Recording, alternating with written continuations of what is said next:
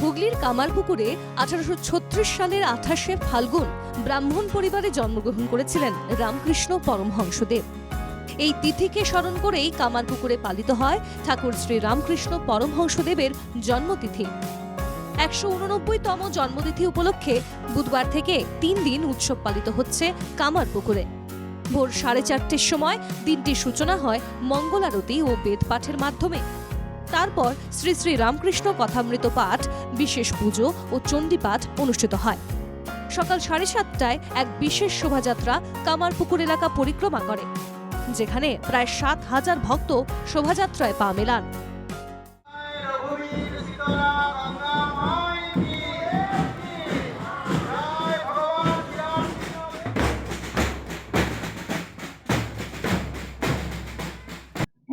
তম জন্মতিথি পালন করছি।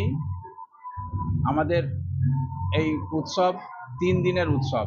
তার আজকে শুভ সূচনা হয়েছে ভোরবেলা 4:30টার সময় শ্রীরামকৃষ্ণ দেবের মঙ্গল আরতির মাধ্যম দিয়ে।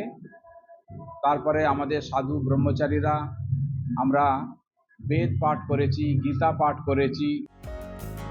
রামকৃষ্ণ মঠের পক্ষ থেকে প্রায় 15 থেকে 20,000 ভক্তকে প্রসাদ বিতরণ করা হয়। এছাড়াও ঠাকুরের জন্মতিথি উপলক্ষে কামারপুকুরের অন্যতম আকর্ষণ হচ্ছে কামারপুকুর মেলা। সেই মেলা দেখতেও প্রতিদিন ভিড় জমান সাধারণ মানুষ। অনেকবার চেষ্টা করেছি, জন্মতিথিতে আসতে পারিনি, এবারই প্রথম। সবাইকে ভালো রেখো ঠাকুর, সবাই ভালো রেখো, সবাই ভালো থাকুক। এখানেই করবো প্রসাদ। প্রত্যেক বছর আসা হয় না, আজকেই সৌভাগ্যক্রমে আসা হয়েছে মা ঠাকুরের আশীর্বাদে।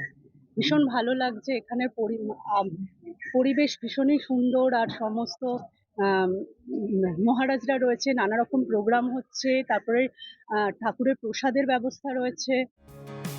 শ্রী রামকৃষ্ণের জন্মতিথি ঘিরে এদিন কামারপুকুরে প্রশাসনের পক্ষ থেকেও সব রকমের ব্যবস্থা করা হয়। আরামবাগ থেকে তুহিন পাত্রর রিপোর্ট, NKTV বাংলা।